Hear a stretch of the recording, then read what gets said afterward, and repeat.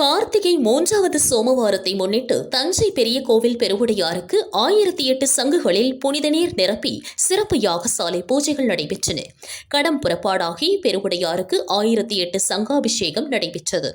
முன்னதாக மஞ்சள், சந்தனம், பால், தயிர் உள்ளிட்ட பல்வேறு திரவியங்களால் சிறப்பு அபிஷேகம் நடைபெற்றது. அலங்கரிக்கப்பட்ட பெருவுடையாருக்கு தீபாராதனை காண்பிக்கப்பட்டது.